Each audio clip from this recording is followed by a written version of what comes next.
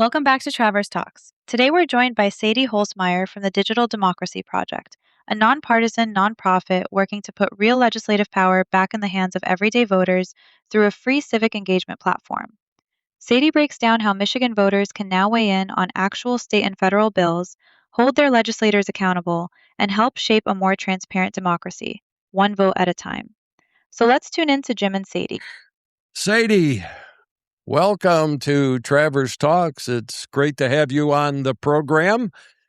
Sadie told me before Sadie told me before the show she is in beautiful Florida. Is that correct? Mm-hmm. Yeah, beautiful Florida. Working on some, and this is what the topic of the program is. You listen to it on the intro. It's the Digital Democracy Project. Folks, I did not know what that was until I started investigating it. They reached out to us here in Traverse City, and so Sadie was gracious enough to come on the program. So, Sadie, tell the listeners what the Digital Democracy Program is. Explain that. Yeah, for sure. Yeah, so Digital Democracy Project, we're a nonpartisan nonprofit all about building a voter-driven system of government, putting more power in the hands of voters. So how it works, we provide a free civic engagement platform where we're posting real bills, giving voters a chance to weigh in. They say if they support or oppose, how they want their legislators to vote, and then we're posting all the updating results so everyone can see what the voters want. And then after our legislators vote, we post how they end up voting and do a comparison so we can see how closely the legislators' votes matched what the voters wanted, so that voters can hold them accountable if they don't like how they're voting. So that's kind of the overall idea. So is it some kind of app that you use? In other words, does the voter does he or she do they have an app on their phone or anywhere where really? And how does that whole process start? Yeah, so our nonprofit, we have a website, digitaldemocracyproject.org. That's where anyone can go to see all the info, all the results.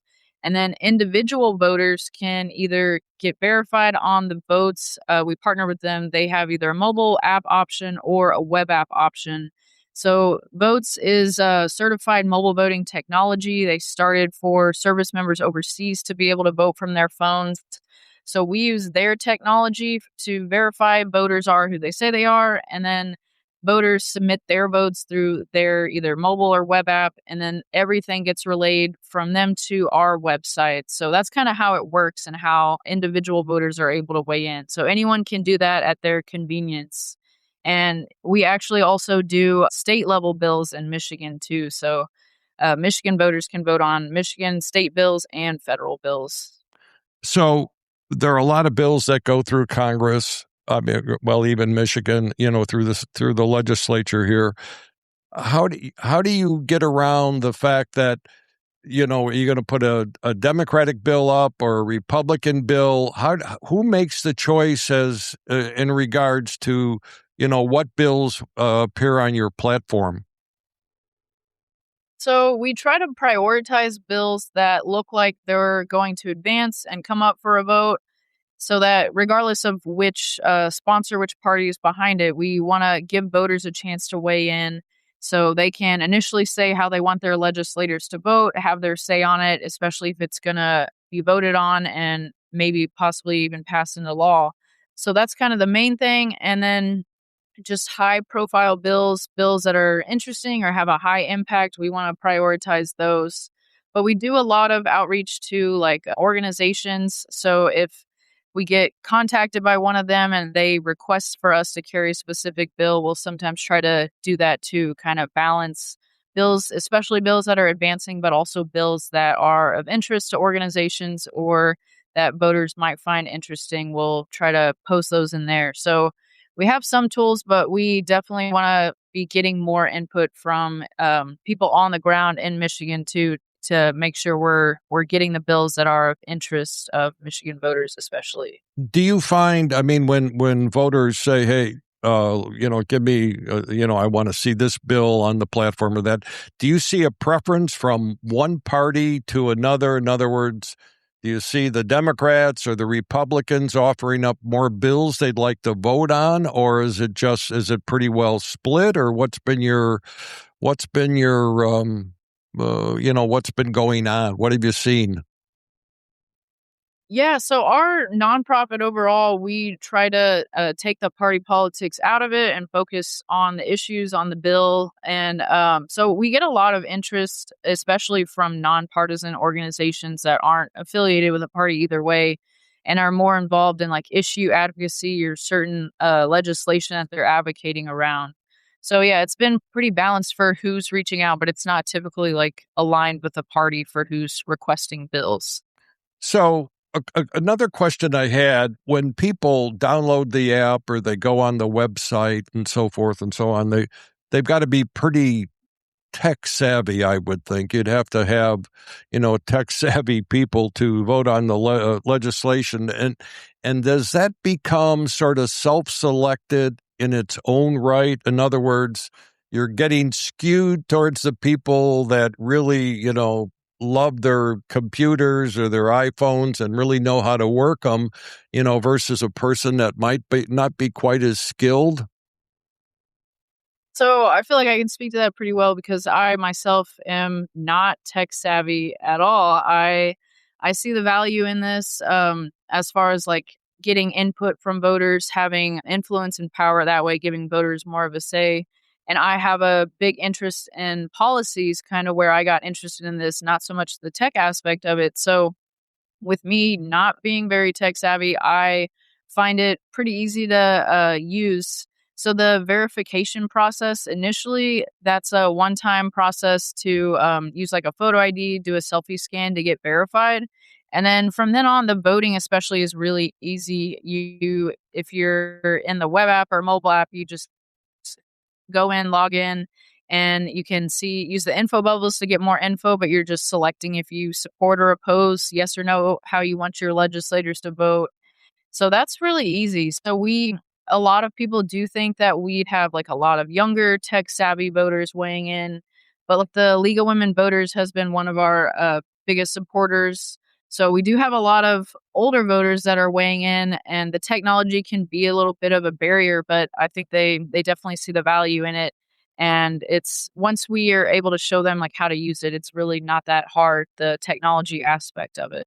So but they still have to step up to the plate. They still have to find you guys. In other words, they have to, hey, say, the Digital Democracy Project is out there, and we'll put the web page on the show notes so people know where to go.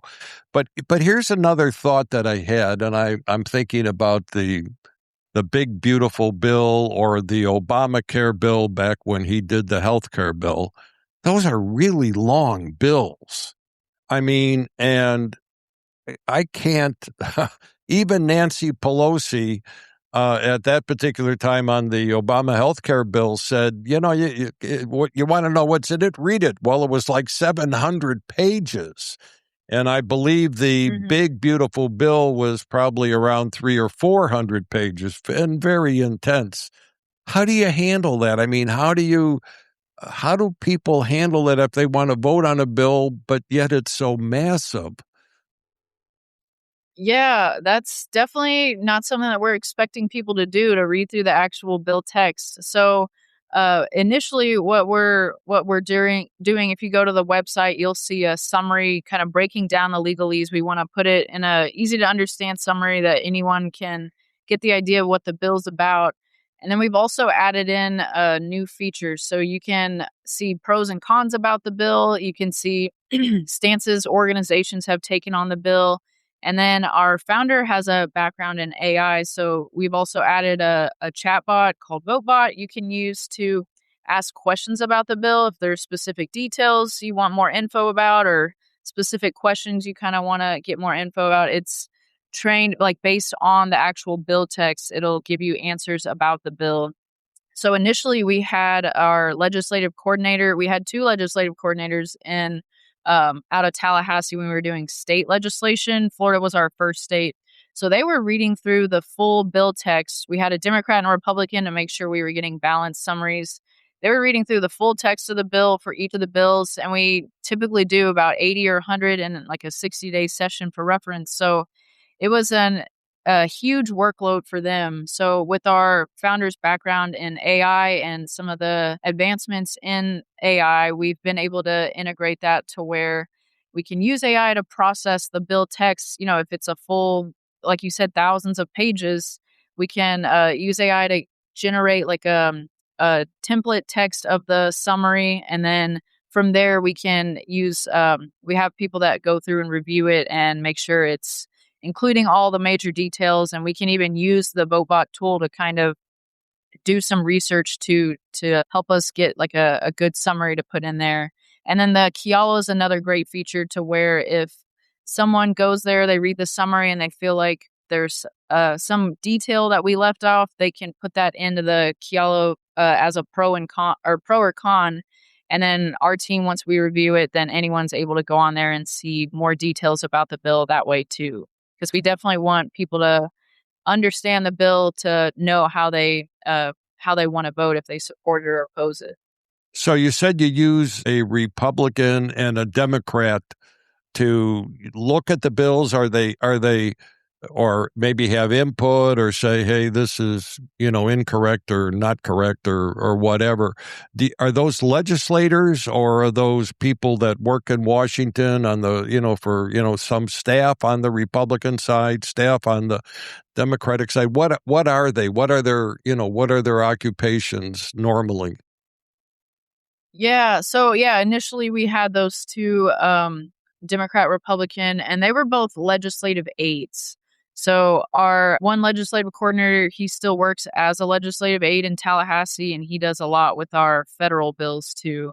But yeah, them being legislative aides, and his role as a legislative aide, just being in the meetings, having the access to the agendas, the schedules, and getting all that info about the bills, that's been really helpful. So we also have a Washington state organizing director. So she works in like a political field where she's already aware about the bills. And long term, we want to, in 2027, we're hoping to have bills, carry state bills in all 50 states. So that's something that we'll be looking for, is especially like a legislative aid in each state or some kind of state organizer that can help us track the state level bills. So how many people approximately do you guys have signed up now that are, looking at the bills? Yeah, we've had over 20,000 voters across the country that have gotten verified in votes. And with votes continuously being used for real elections too, we're getting more voters that way, because once you get verified in votes, you're able to vote on the federal bills through Digital Democracy Project, or if we're in your state level bills too. So yeah, it's been about 20,000 voters nationwide, and then it's just varies depending on like which voters are weighing in on which bills. And at the state level, 2026 was our first year carrying state legislation. So we're definitely kind of more introducing ourselves at the state level, especially. And 2025 was when we went nationwide. So it's only been an option for voters outside of Florida for about the last year or so. So we're definitely in more of a scaling up phase where we're spreading the word, getting more voters weighing in. And that's definitely will probably always be one of our main focuses, is getting more voters having their say on the bills. So if you're a voter, listening to to the podcast, they might say, how does this different from polling? I mean, I can almost answer. It obviously seems to be the voter does a more in-depth review of the bill. I would certainly say that probably happens. But beyond that respect, how does it differ from polling? I mean, the polling that comes, for a matter of fact, the big, beautiful bill wasn't well accepted within the country, but from the data and the polling, but it was passed. So by the legislatures. Anyway, how does it differ? Yeah. So in a way, it's kind of like we're doing polling on each major bill in this same platform. So everyone who gets into this platform is able to weigh in on every bill versus like polls from different organizations all over the place at different times, contacting different people. And it's different though, in that we're not aiming for a representative sample. It's more so an option for any voter to be able to weigh in and their vote will get added. So we're not weighting certain votes or like input from certain voters more so than others, or like if we have not a representative sample, we're not excluding people's votes. So it's accessible for anyone to be able to weigh in. I know I don't ever get contacted for polls, so this is just an option for anyone to weigh in on every major bill. And so in that way, it's kind of more so like a more transparent way of the current process of contacting your legislator, either like a phone call or email, to where not only does your legislator know how many voters have reached out, how many support and oppose, but now everyone knows. And with us kind of doing this in a continuous way in a central platform, that's where we want to keep voters weighing in continuously on bills over time, and then therefore getting more input, more voters weighing in, more input for legislators too. So yeah, similar to polling in that we're getting the input from voters on what they want, but also kind of more similar, like a transparent way of contacting your legislator. And the transparencies where we can have more weight, more influence with our voices, more power with voters' input, so that everyone knows what they want, and legislators will feel more pressure to make sure they're listening to their voters and representing what voters want. Is the voters' identity? I mean, when on a particular bill, in let's say Florida, for example, on the last voting they did on the sort of the Save America bill that was just passed or something like that. I don't know what they called it in Florida. So when a citizen says, "Yay, yes, I like it," "No, I don't like it," they vote. Is their identity available to the legislator, or is that withheld, or how is that handled?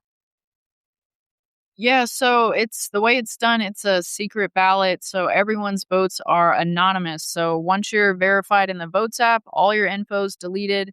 And then even us on like internally, we don't even know how individual voters are voting. We just know the overall results and that everyone who weighed in is a verified voter. So it's kind of private in that way that voters they don't have to worry about people knowing how they're voting, and ideally in that way that they can kind of give more of their honest opinion, and especially trying to keep out the party politics. Maybe they're registered as a Republican, they can have more comfort voting however they feel, regardless of like their party identity too. So there's really no party identification, right, with this at all. It's just a straight vote. Hey, yes or no, and this is how I feel. Okay, okay, super. Have have you? Is any legislator that you guys know of, is this swayed their vote at all, or would you see anything like that? I'm Yeah, so for one, the more people weighing in, I think we'll definitely have more influence on legislators that way. But we're also reaching out to candidates and legislators to let them know about this. And it's an option for them to endorse Digital Democracy Project and say they want to use this as a way to hear from voters. So with us starting in Florida, we've had a few sitting legislators at the state level who have endorsed, and we get a lot of interest in from candidates who have endorsed Digital Democracy Project, and they've said that they use it as a way to inform their voting. And that's kind of where we get a lot of feedback also too. They want to know how many voters are weighing in. So the more voters we get weighing in, the more input those legislators will have to get that info to inform their voting. And then the more voters weighing in, the more other legislators will be interested in using that info to inform their voting too. Yeah, I'm certainly, and I think most people would, the more people that intelligently vote on something, or the more people that become involved in the democratic process, the better it's going to be, regardless whether you're a Republican or a Democrat or an independent. It really doesn't make any difference. It's getting involved in the process. And unfortunately, in this country, we don't have a lot of people that want to get involved in the process. I think, what is our voting? 50%, maybe less than that. We got the midterms coming up. Sometimes it's even less than that. So you mentioned the people in Michigan. Michigan bills are on your site. Is that correct? Yeah, so if anyone goes to our website, digitaldemocracyproject.org, there's a bills tab. They can go through there. You can view all the bills. You can sort by either federal or Michigan, and you can see each of the bills we've posted. And then even from the website, without having to get into the app, you can see all the info and all those resources I talked about. You can use all those from the website about all the bills. And then we're actually, since Michigan's like an ongoing legislative session, we're still posting those. So we're trying to do a set every week, typically on the weekends. So like this weekend, we'll probably do a set of federal bills and Michigan bills. So also for any listeners too, if you have bills that you're interested in that you'd like us to post, please do reach out to us through our website and relay those to us. But yeah, you can check them all out and still get into the Votes app and vote on all the bills for the current session. So for Michigan, all the bills that we had started posting in 2026, you can go back and vote on all those, and then you'll be able to vote on all the future ones. And even for the federal bills, they'd be able to vote on the 2025, 2026 bills for the current 119th session too. Super. Well, Michigan residents, digitaldemocracyproject.org. It'll be in the show notes. And Sadie, this is really informative. Anything that gets the people in this country more involved in politics, and I mean voting politics, I think it's going to be great.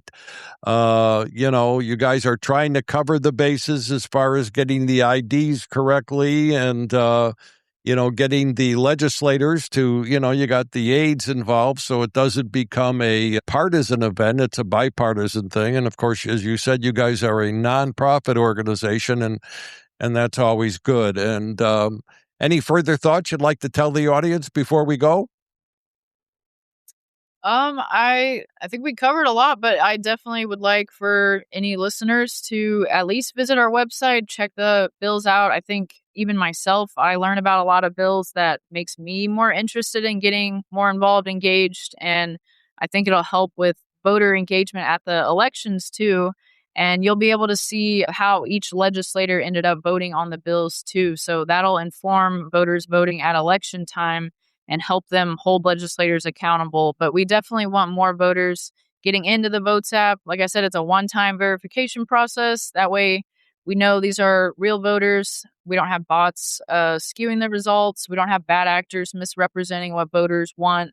And it carries real weight for voters. So we definitely want more people getting into the Votes app and having their say on the bills, getting all their votes in and helping spread the word. The more voters that are weighing in, the more they're participating, the more power and influence this will have, more power this will give voters, and the better our democracy will function too, the more people that are participating. Well, Sadie, I appreciate you coming on the show and explaining this great project. It sounds to me like by next year you'll have this really going full throttle through the United States. I know it takes a while to get people that, as you mentioned, that really aren't sophisticated technologically to make them feel comfortable. Hey, get on this with your driver's license and so forth and so on. And I think this is great. It'll be interesting to come back in about a year and talk to you guys and see how this thing is going. For sure. Definitely appreciate being able to speak more with you and share more with your audience. So thank you so much for helping us spread the word. Well, thank you for coming on the show, and you take care. And next year we're going to do a redo and have you come back on and tell us how you're doing. How's that? That sounds great. Thank you. Thank you. Take care, Sadie. You too.